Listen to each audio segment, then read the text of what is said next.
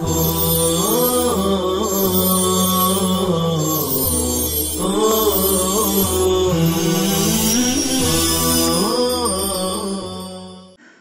للہ رب العالمین والصلاة والسلام علی سید الانبیاء والمرسلین محمد وآلہ وصحبہ اجمعین۔ طلبہ عزیز، آج ہم تشریح آیات اور تفسیر آیات سے پہلے ربط بین السورتین کو بیان کر رہے ہیں، یعنی یہ بیان کر رہے ہیں کہ سورہ انفال کا سورہ اعراف سے کیا ربط ہے۔ چنانچہ گزشتہ صورت میں انبیاء کرام علیہم الصلاۃ والسلام کا اپنی اپنی قوموں اور امتوں کے مقابلے میں غلبے اور کامیابی کا ذکر تھا۔ اب اس صورت میں زیادہ تر غزوہ بدر کا بیان ہے، جس میں اللہ تعالیٰ نے حضرت صلی اللہ علیہ وسلم کو محض تائید غیبی سے فتح و نصرت اور غلبہ عطا کیا۔ ظاہری اسباب اور ظاہری ساز و سامان کے لحاظ سے صحابہ کرام رضی اللہ عنہم بالکل بے سر و سامان تھے۔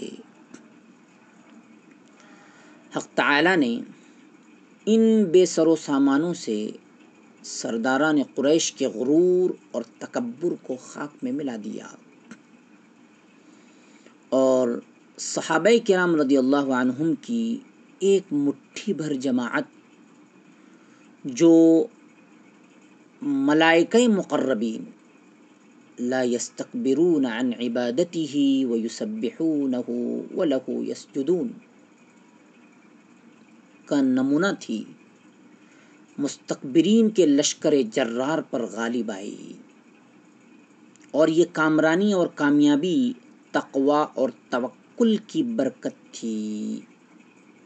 اس لیے اس صورت کو تقوی اور خوف اور خشیت اور توکل سے شروع فرمایا، تاکہ معلوم ہو جائے کہ دنیا اور آخرت کی کامیابی کا دار و مدار اخلاص اور تقوی اور توکل اور اطاعت خدا و رسول صلی اللہ علیہ وسلم پر ہے۔ اس کے بعد سرے دست لگے ہاتھ ہم مضامین صورت کو بھی بیان کیے دیتے ہیں۔ اس صورت کے یعنی سورہ انفال کے اکثر حصے میں غزوہ بدر کے موقع پر کفار و مشرکین کی ناکامی اور شکست کا ذکر ہے، اور ان کے مقابلے میں مسلمانوں کی کامیابی اور فتح کا بیان ہے، جو مسلمانوں کے لیے انعام و احسان ہے اور کافروں کے لیے آفت و مصیبت ہے۔ تشریح آیات اور تفسیر آیات کو ہم شروع کر رہے ہیں۔ چنانچہ ضمناً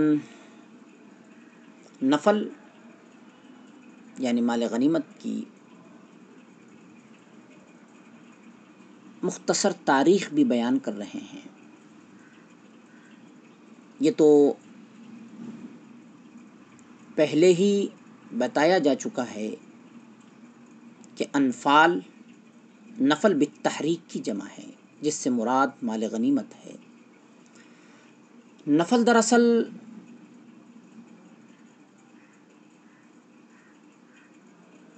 بمعنی زیادت یعنی زیادتی کے معنی کو مشتمل ہے، اور نفل کو نفل اس لیے کہتے ہیں، بار بار ہم نفل کر رہے ہیں، اس لیے آپ یاد رکھیں کہ نفل صحیح تلفظ ہے، نفل نہ کہے۔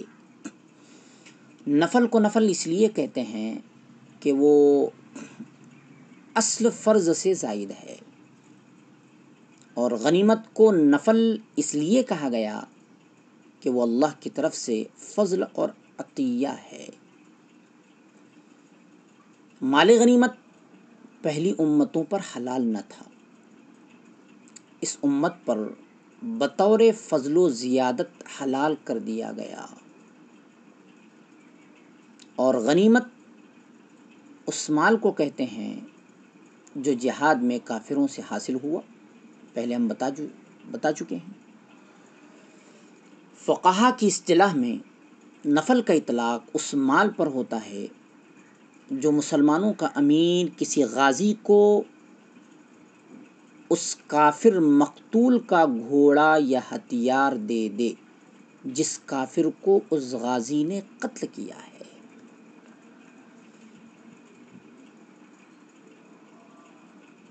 گویا امیر مسلمان کافر مقتول کا مال غازی مسلمان کو دیتا ہے تو اس مال کو حقیقت میں نفل کہا جاتا ہے، چونکہ یہ مال غازی کو اس کے اصل حصے سے زائد ملتا ہے، یعنی کافر مقتول کا بھی مال اس کو مل رہا ہے اور پورے مال غنیمت میں جو سب کا حصہ ہوگا اس کا بھی حصہ ہوگا، تو گویا یہ مال اس اصل حصے سے زائد ہوا، اس لیے اس کو نفل کہا جاتا ہے۔ اس لیے اس زائد عطیے کو نفل کہا جاتا ہے، لیکن اس آیت میں انفال سے غنائم کے معنی مراد ہیں، غنیمتیں، اس لیے ترجمہ انفال کا یہی کیا جائے گا، غنیمتیں۔ اب ہم آیات کریمہ کا مختصر خلاصہ بیان کر رہے ہیں۔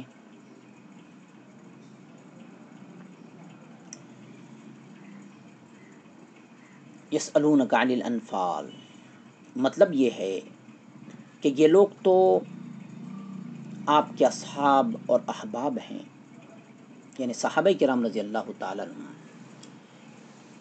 ان کا مطمح نظر مقصود اصلی تو فقط اجر اخروی ہونا چاہیے تھا، یعنی آخرت کا ثواب ہونا چاہیے تھا۔ مال غنیمت اگرچہ بلا شبہ حلال ہے، مگر آپ صلی اللہ علیہ وسلم کے محبان با اخلاص اور یاران با اختصاص کے لیے مناسب نہ تھا کہ اس بارے میں نزاع کرتے، جھگڑتے، اختلاف کرتے، اور آپ صلی اللہ علیہ وسلم سے اس مال کا حکم دریافت کرتے ہیں۔ اسی کو قرآن کریم کہہ رہا ہے یسألونک عن الانفال، اس لیے ہم نے کہہ دیا ہے کہ ہم ضمیر کا مرجع یسألون میں جو ہم ضمیر ہے اس کا مرجع صحابہ کرام رضی اللہ تعالیٰ عنہم ہے، اور حرف استحقاق زبان پر لاتے، نوجوان کہہ رہے تھے ہم مال غنیمت کے زیادہ مستحق ہیں، بوڑھے صحابہ کرام رضی اللہ عنہ کہہ رہے تھے ہم مال غنیمت کے زیادہ مستحق ہیں۔ آپ صلی اللہ علیہ وسلم کو کہا جا رہا ہے ان کے جواب میں کہہ دیجئے کہ مال غنیمت جہاد اور جد و جہد کا اجر اور معاوضہ نہیں، جہاد کا اجر آخرت میں ملے گا، اور یہ تمام اموال غنیمت خالص اللہ کی ملک ہیں، مشرکین کی ملک سے نکل کر اللہ کی ملک میں داخل ہوئے ہیں، تم پر بطور انعام تقسیم کیے جائیں گے۔ یاد رکھیے مال غنیمت بطور انعام تقسیم ہوگا، بطور استحقاق نہیں، نہ کہ بطور معاوضہ اور استحقاق۔ رسول اللہ صلی اللہ علیہ وسلم اور اللہ تعالیٰ کا خلیفہ اور نائب ہے، یعنی رسول اللہ صلی اللہ علیہ وسلم اللہ تعالیٰ کے خلیفہ ہیں اور نائب ہیں، ان کو اختیار ہے کہ وہ اللہ کے حکم کے مطابق مال غنیمت کو مجاہدین کے درمیان تقسیم کرے۔ یہ تمام اموال رسول اللہ صلی اللہ علیہ وسلم کے دست تصرف میں ہیں،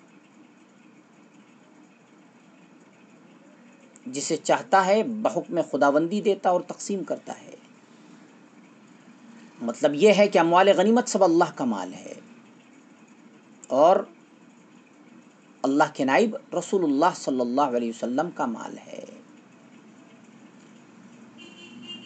آگے نصیحت کی جا رہی ہے فاتقوا اللہ، اللہ سے ڈرو اور تقوی کی راہ اختیار کرو۔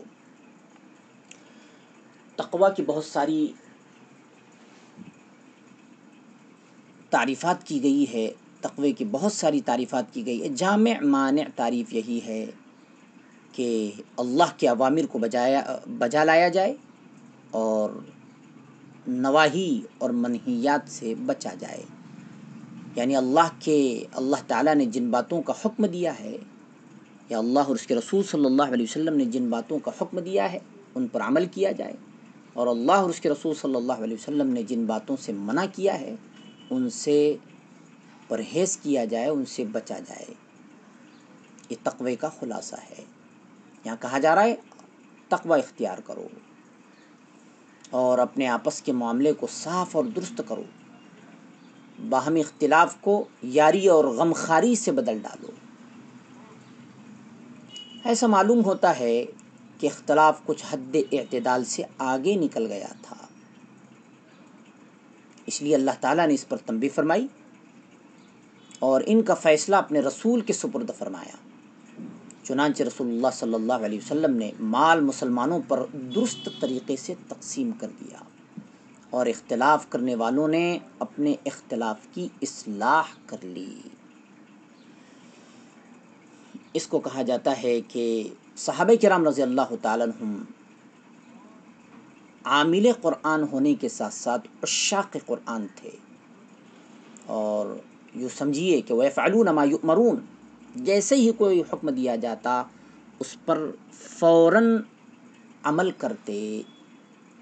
کہا کہ اختلاف کو صلح میں بدل ڈالو، فوراً صحابہ کرام رضی اللہ تعالیٰ عنہ نے اختلاف کی اصلاح کر لی، اور آگے کہا جا رہا ہے فرما برداری کرو اگر تم ایمان والے ہو،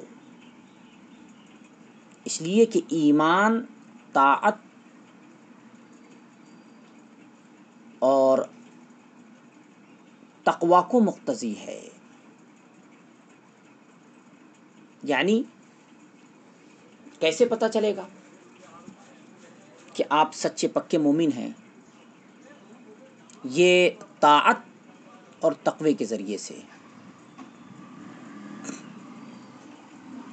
ان کنتم مؤمنین، اس میں جو ان ہے، ان یہ جوش دلانے اور برانگیختہ کرنے کے لیے ہے کہ جب تم مومن ہو تو تقوی کی راہ اختیار کرو اور رسول کی اطاعت کرو۔ آگے کہا جا رہا ہے کہ جب اللہ کا ذکر ان کے سامنے کیا جاتا ہے تو ان کے دل ڈر جاتے ہیں عظمت اور ہیبت سے، یعنی ان کے دلوں پر اللہ کی عظمت اور ہیبت چھا جاتی ہے۔ پھر آگے کہا جا رہا ہے کہ جب اس کی آیتیں ان کے سامنے پڑھی جاتی ہے تو آیتیں ان کے ایمان کو اور زیادہ مضبوط کر دیتی ہے۔ مطلب یہ ہے کہ جب کوئی آیت نازل ہوتی ہے تو اس پر ایمان لاتے ہیں، اور پہلی نازل ہوئی آیتوں کا ایمان جب اس آیت کے ایمان کے ساتھ مل جاتا ہے تو ایمان اور زیادہ ہو جاتا ہے۔ ایک مطلب یہ بیان کیا گیا ہے۔ دوسرا مطلب یہ بیان کیا گیا ہے کہ تلاوت کے انوار و برکات سے ان کے باطن میں نور یقین زیادہ ہو جاتا ہے اور ظاہر میں طاعت اور اعمال صالحہ کی زیادتی ہو جاتی ہے۔ تیسرا مطلب یہ بیان کیا گیا ہے کہ جو اہل دل ہیں جب ان کے سامنے قرآن پڑھا جاتا ہے تو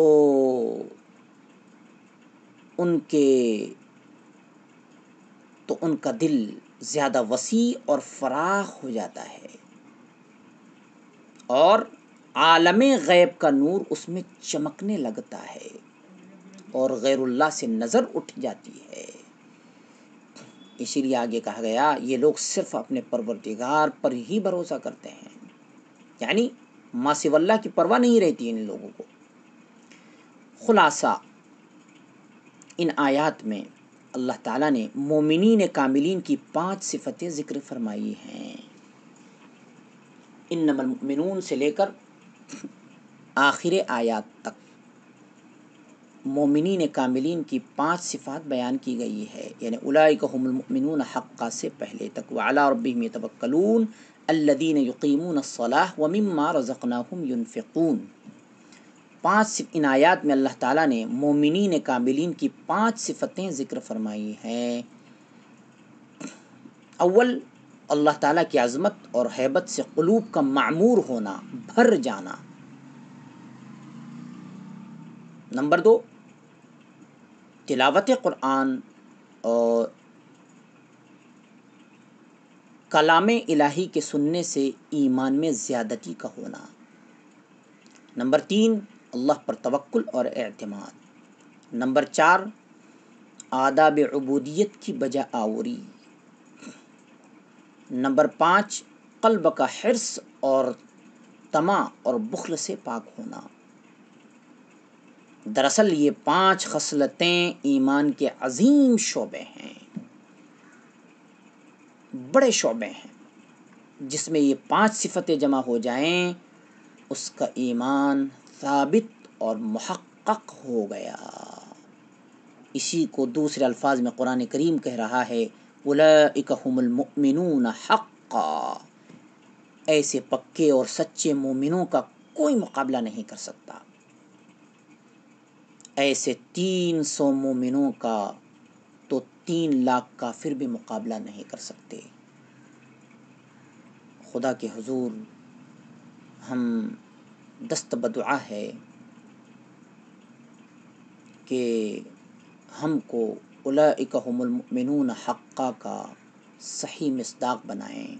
مومنین کاملین کی جو 5 صفتیں بیان کی گئی ہے، امت مسلمہ کو ان سے متصف فرمائیں اور حرف بر حرف اور 100% ہم کو اولئک ھم المؤمنون حقا کا صحیح مصداق بنائیں۔ آمین یا رب العالمین۔ اللہم نور قلوبنا بالقرآن وزین اخلاقنا بالقرآن وادخلنا فی الجنة بالقرآن ونجنا من النار بالقرآن۔ آمین یا رب العالمین۔